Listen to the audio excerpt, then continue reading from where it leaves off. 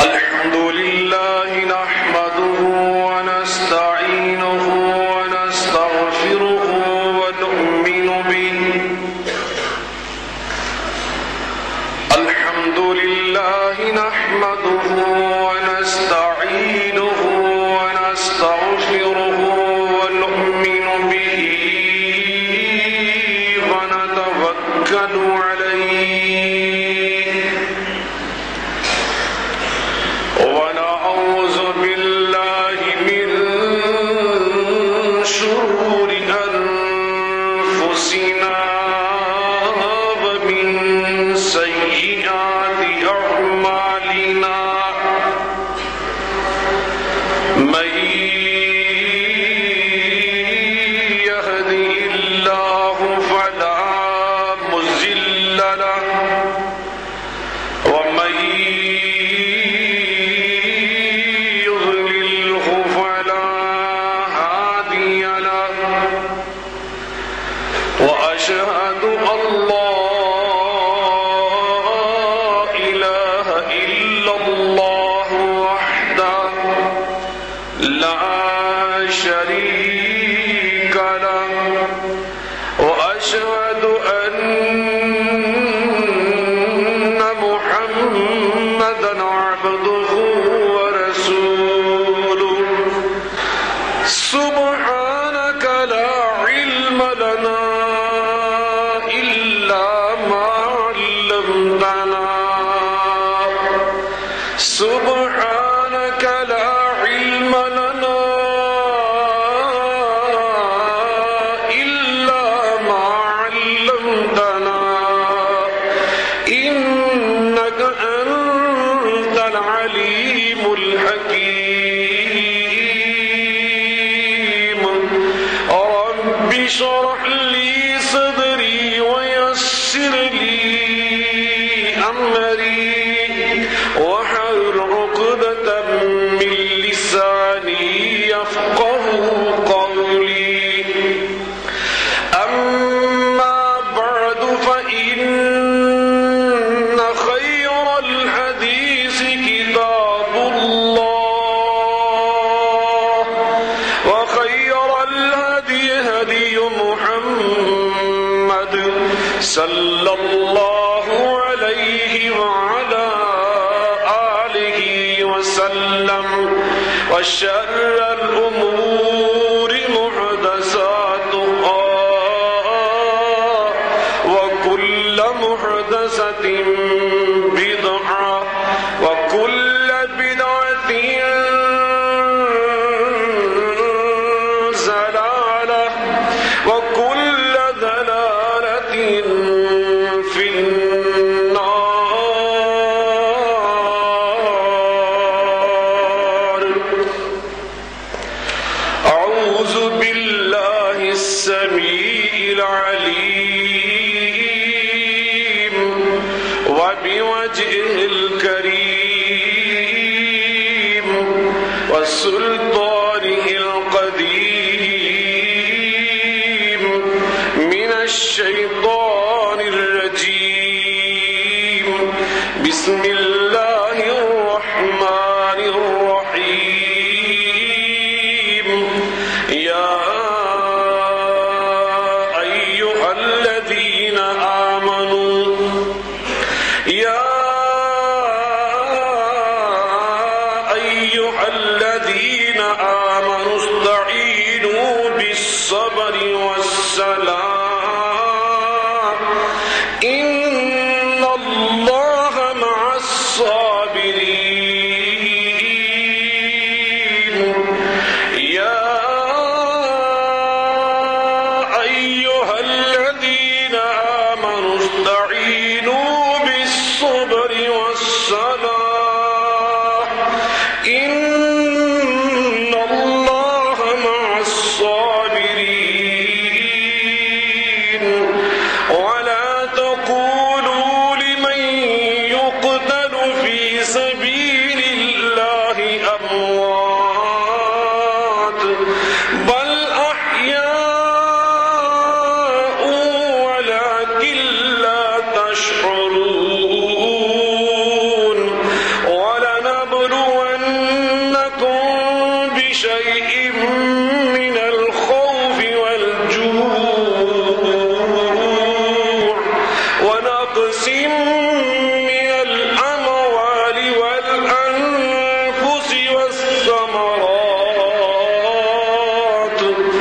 ولنبلونكم بشيء من الخوف والجوع ونقص من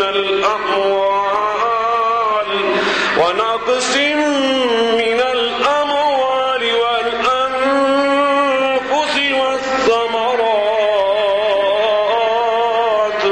وبشر الصابرين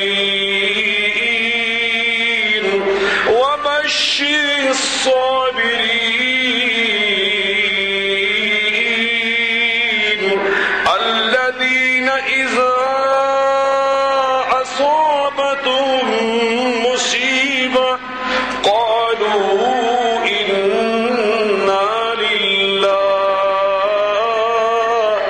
إنا لله وإنا إليه راجعون أولئك عليهم صلوات من ربهم ورحمة وأولئك هم المهتدون.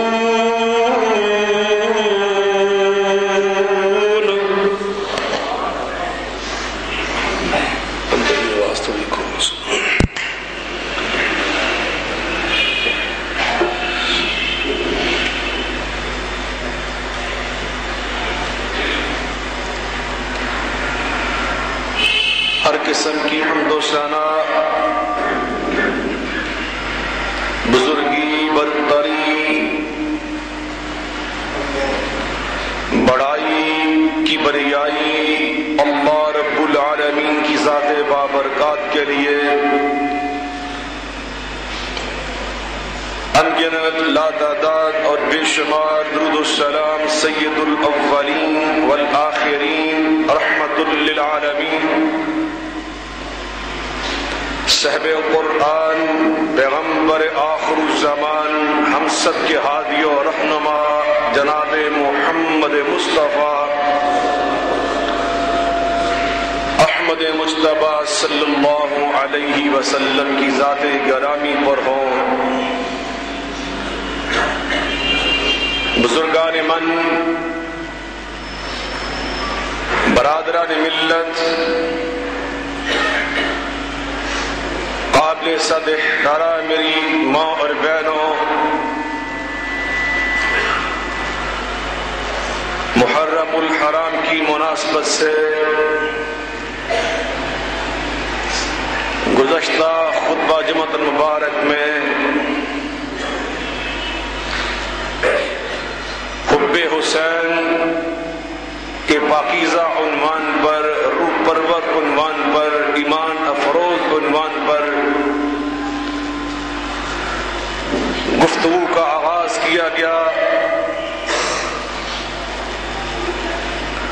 اور بات یہاں تک پہنچی کہ ایک مسلمان بحیثیت مسلمان اور مومن اور امتی پابند ہے، ذمہ دار ہے، مکلف ہے کہ وہ رسول اللہ صلی اللہ علیہ وسلم کی اسوہ حسنہ کو اپنائے، آپ کی سیرت طیبہ سے جو روشنی ملے، سبق ملے، نصیحت ملے، درس ملے، وہ اپنی زندگی کو اس کے مطابق استوار کرے، ڈالے. نبی کریم صلی اللہ علیہ وسلم نے جس سے نفرت کی، مسلمان اس سے نفرت کرنے کا پابند ہے. رسول کریم صلی اللہ علیہ وسلم نے جس سے محبت فرمائی، مسلمان اس سے محبت کرنے کا ذمہ دار مکلف ہے۔ جس سے آقا نے نفرت کی، مسلمان اس سے محبت کرے تو مسلمان نہیں۔ نبی اکرم صلی اللہ علیہ وسلم نے جس سے محبت کی، مسلمان اس سے نفرت کرے وہ کچھ اور ہے، مسلمان نہیں۔ حسین کی بات رضی اللہ تعالی عنہ ہم نے گزشتہ خطبہ میں واضح کیا کہ یہ نبی پاک علیہ السلام کے نواسے ہیں، آپ نے اپنا بیٹا قرار دیا، آپ نے انہیں نبوت کا پھول قرار دیا، ان کا نام نبی پاک کی زبان سے رب نے رکھایا، ان کا عقیقہ نبی کریم علیہ السلام نے خود جانور خرید کے کیا،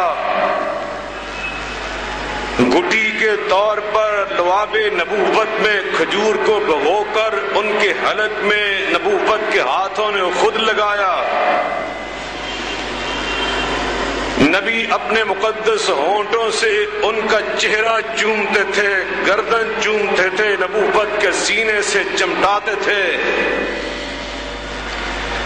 محبت کا حال یہ تھا، ان کی خاطر نماز لمبی کر دی اور ان کو ہٹانے والے صحابہ کو جھڑک دیا، ان کی خاطر خطبہ جمعہ منقطع کر دیا، منبر چھوڑ دیا، صفوں کو چیرا۔ یہ اسوہ پیغمبر قرآن مجید فرقان حمید میں اللہ رب العالمین اپنے محبوب کریم جناب محمد مصطفیٰ صلی اللہ علیہ وسلم سے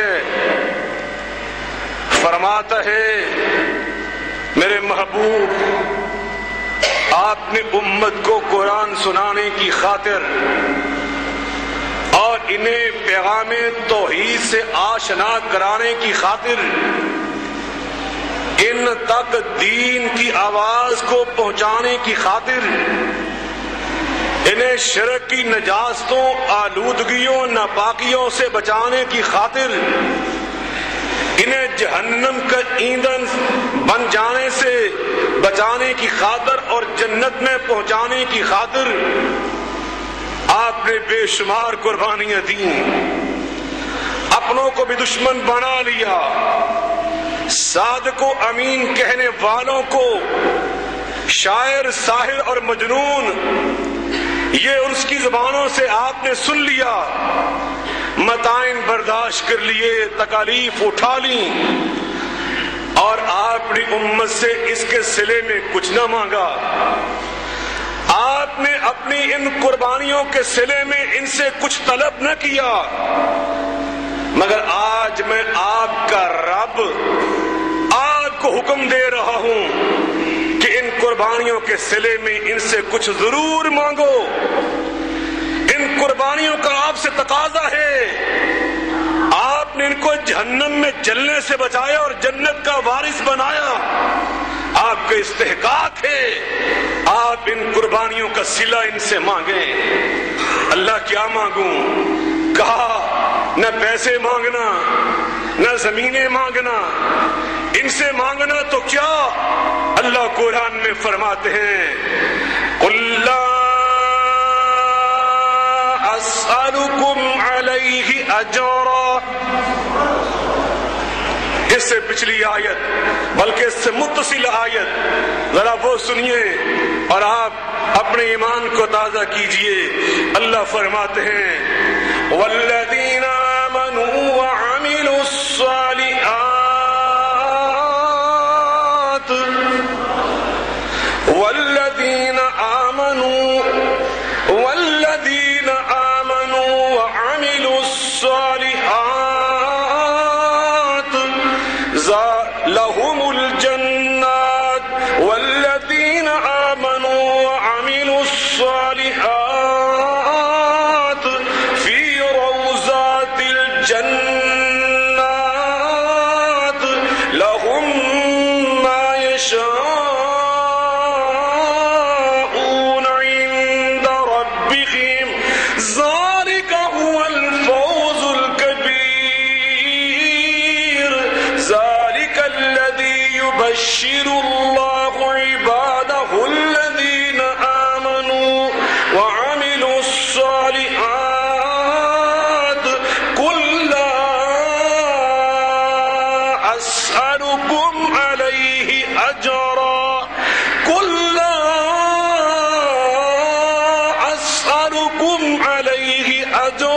إلا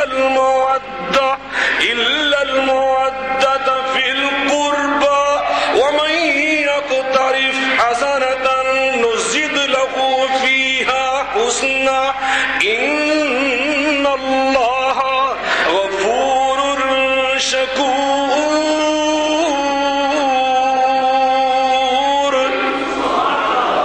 اللہ فرماتے ہیں اور جن کو ایمان کی دولت مل گئی وعملوا الصالحات، وہ بدکاریوں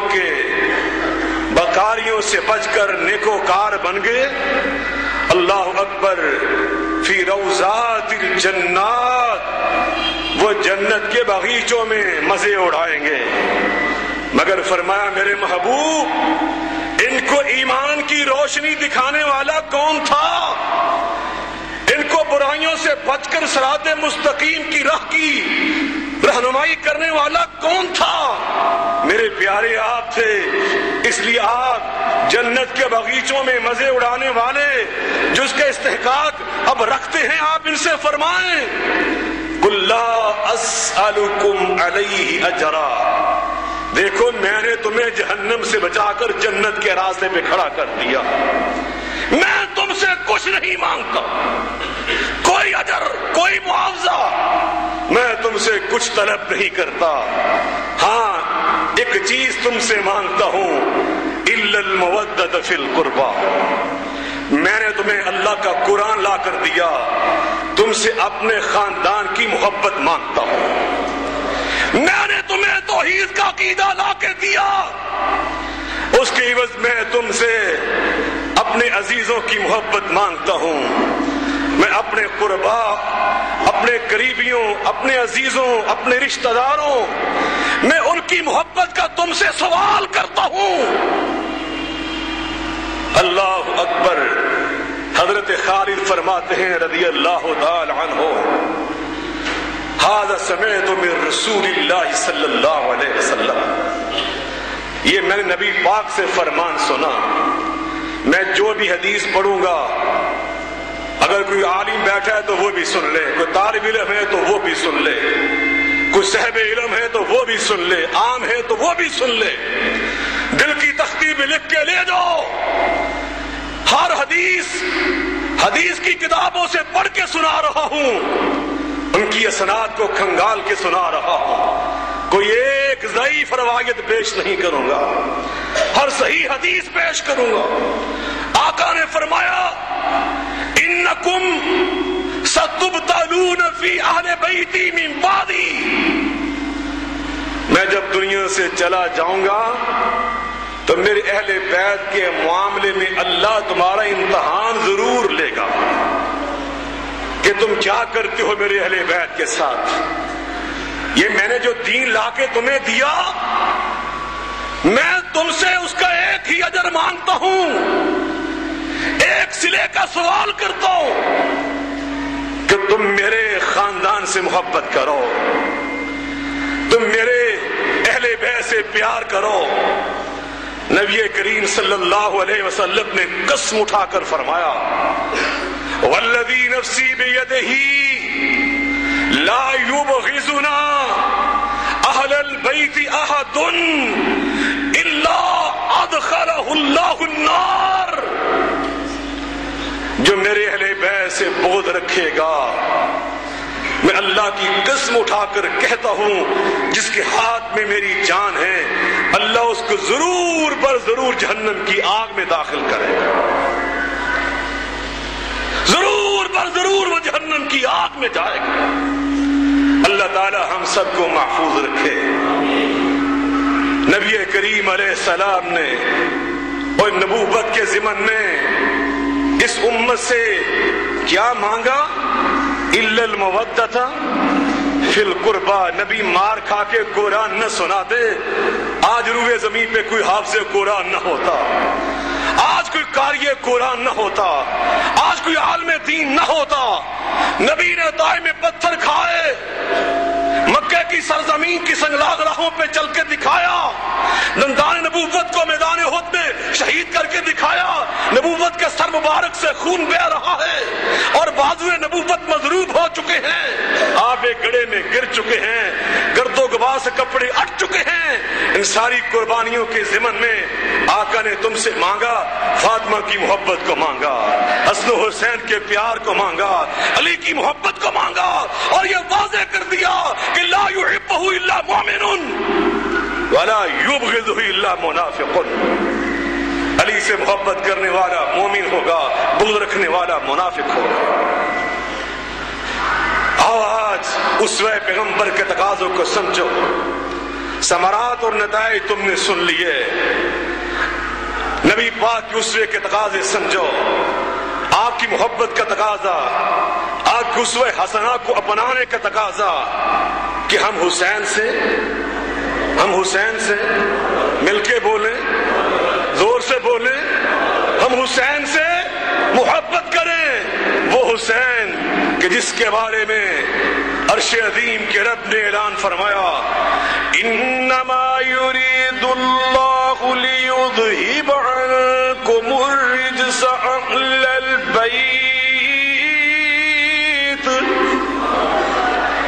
انما یرید اللہ لیذہب عنکم الرجس اہل البیت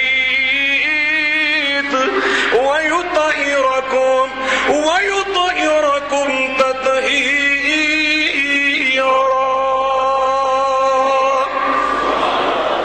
اللہ نے ارادہ کیا، کس نے ارادہ کیا؟ جناب علی المرتضیٰ کرم اللہ وجہہ ارشاد فرماتے ہیں، عرفت ربی بفسخ العزائم، میں اپنے دل میں ارادہ کرتا تھا کہ میں یہ کام ضرور کروں گا، کچھ دن گزرتے تو میں خود ہی محسوس کرتا کہ میرے دل کا ارادہ ٹوٹ چکا، مجھے پہچان حاصل ہو گئی کہ میرے دل پہ راج میرا نہیں چلتا، میرے دل پر بھی عرش والے رب کا راج چلتا ہے۔ انسانوں کے ارادے ٹوٹ جاتے ہیں، مگر جس کے ارادے کی بات ہو رہی ہے اس ارادے والے کا نام ہے اللہ۔ وہ اللہ جس کے ارادے کا حال وہ خود بیان کرتا ہے کہ فعال لما یرید، جب میں ارادہ کر لیتا ہوں تو اس کو پھر بہت زیادہ پورا کر کے دکھاتا ہوں۔ ایک ہوتا ہے فاعل کرنے والا، عربی گرامر کے لحاظ سے ایک ہوتا ہے فعال، بہت زیادہ کر کے دکھانے والا۔ اللہ فرماتے ہیں میں اپنے ارادے کا صرف فاعل نہیں ہوتا، فعال ہوتا ہوں، بہت زیادہ کر کے دکھاتا ہوں۔ اور کیا رب نے ارادہ کیا؟ ارادہ یہ کیا لیذہب عنکم الرجس اہل البیت، جو اہل بیت ہیں ان کے دل میں میل کچیل سے پاک صاف کر دو، وَيُطَهِّرَكُمْ تَطْهِيرًا، اور ایسے پاک کر دوں جیسے پاک کرنے کا حق ہوتا ہے۔ اپنے اپنے سینوں کو ٹٹولو اور اپنا اپنا محاسبہ خود کرو۔ آج تم زور لگاتے نہیں تھکتے کہ ساری امتی اہل بیت میں شامل ہے، قرآن کی تکذیب کس طرح کرتے؟ یہ تو طرز عمل یہودی بھی اختیار نہ کر سکے۔ او اہل بیت، نبی کریم علیہ السلام نے علی و فاطمہ والحسن والحسین وجل لهم بکسا، آپ نے جناب علی کو بلایا، فاطمہ کو بلایا، حسن حسین کو بلایا رضوان اللہ تعالی علیہم اجمعین، اور ان سب کے سروں کے اوپر نبوت کی چادر کو ڈالا۔ اور سید ام سلمہ فرماتی ہیں رضی اللہ عنہا کہ یہ میرے گھر کا واقعہ ہے، میرے گھر میں نبی پاک تشریف فرما تھے، میں سامنے بیٹھی تھی، میں نے آواز دی اللہ کے رسول میں بھی چادر کے نیچے آ جاؤں؟ آپ فرماتے ام سلمہ نہیں، ابھی تم وہاں پہ ٹھہرو۔ ان کے سروں پر اور نبوت کے سر پہ چادر کو ڈالا اور زبان اطہر سے جو فرمایا سنیے، اللہم ہؤلاء اہل بیتی، یا اللہ یہ جو چار ہیں یہ میرے اہل بیت میں شامل ہیں۔ قیامت تک کے لیے نام نہاد محققین کی اللہ کے رسول نے تکذیب کر دی، انہیں جھٹلا دیا کہ کل کو کوئی تحقیق کے نام پر یہ شوشے نہ اڑائے۔ علی تو دماد تھا، دماد اور ہوتے ہیں، حسن تو نواسا تھا، حسین تو نواسا تھا، نواسے تو اور نسل کے ہوتے ہیں۔ کوئی ایسی تحقیق کمینے انداز میں پیش نہ کر دے۔ میرے آقا کی زبان سے اللہ نے یہ اعلان کروا کر قیامت تک کے لیے یہ واضح کر دیا، حسن اور حسین اور فاطمہ اور علی نبی کے اہل بیت میں شامل ہیں۔ جو اہل بیت میں شامل، اللہ فرماتے ہیں یطہرکم تطہیرا، ہم نے ان کے دل پاک صاف کر دیے، اور ایسے پاک صاف کر دیے کہ تطہیرا کہ جو پاک صاف کرنے کا حق ہوتا ہے، لیذہب عنکم الرجس، جس کو رجس کہا جاتا ہے، میل کچیل، وہ میں اللہ یہ کہہ رہا ہوں ہم نے ان کے دلوں سے ہی نکال دی۔ یہ کون کہہ رہا ہے؟ اب کوئی یہ کہے حسین طالب اقتدار تھا، کرسی کی ہرس انہیں مدینے سے کوفے کی جانب لے کر گئی، تو مجھے بتاؤ یہ قرآن کا مکذب ہے یا نہیں؟ یہ قرآن کا منکر ہے یا نہیں؟ یہ اللہ سے ٹکرانے والا ہے یا نہیں؟ اور اللہ فرماتا کہ حسین کا دل ہم نے میل کچیل سے پاک صاف کر دیا، اور یہ بکواس کرتا ہے کہ نہیں جناب ہرس اقتدار تھی، وہ باغی تھے، وہ حریص تھے۔ جناب محمد مصطفیٰ صلی اللہ علیہ وسلم نے کیا اسوہ پیش کیا، میں حیران ہوں۔ نبی پاک کی سیرت طیبہ نے اور قرآن مجید نے کوئی مسئلہ تشنا چھوڑا ہی نہیں۔ کربلا کا واقعہ نبی سے پہلے رونما نہیں ہوا، جیسے واقعہ فیل پہلے رونما ہوا، نبی کی زندگی میں رونما نہیں ہوا، جیسے بدر، احد، حنین اور تبوک اور خیبر آپ کی سیرت طیبہ اور آپ کی زندگی کے دور میں ہوئے، بلکہ یہ بعد میں ہوا۔ لیکن میرا اللہ نبی کا اسوہ ہمیں میدان کربلا کے حوالے سے وہ بھی دکھانا چاہتا تھا کہ نبی نے کربلا کے معاملے میں کیا اسوہ پیش کیا۔ اللہ اکبر۔ عبداللہ راوی حضرت علی کے خادم خاص ہیں، جب سفر میں آپ ہوتے وہ آپ کے وضو کا پانی ساتھ لے لے کے چلتے۔ فرماتے ہیں ہم سفر میں تھے، نینوا کے میدان سے گزر رہے تھے کہ اچانک جناب علی رضی اللہ تعالی عنہ رک گئے۔ جو میں حدیث پڑھ رہا ہوں یہ حدیث پاک علامہ البانی رحمۃ اللہ علیہ نے بھی اس کو نقل کیا سلسلۃ الاحادیث صحیحہ میں، باقی بہت ساری کتابوں کے میں حوالے دے سکتا ہوں، مسند امام ابو یعلا میں یہ موجود ہے۔ فرمایا کہ جناب علی رضی اللہ تعالی عنہ رک گئے اور آپ فرماتے ہیں صبرن یا ابا عبداللہ، صبرن یا ابا عبداللہ بشط الفرات۔ ابو عبداللہ فرات کے جب کنارے آؤ گے تو صبر کرنا۔ ابو عبداللہ فرات کے کنارے جب آزمائے جاؤ گے تو صبر کا دامن نہ چھوڑنا۔ ان کے جو ساتھی اور خادم ہیں فرماتے ہیں میں نے حیران ہو کے پوچھا جناب علی یہ کیا آپ کہہ رہے ہیں؟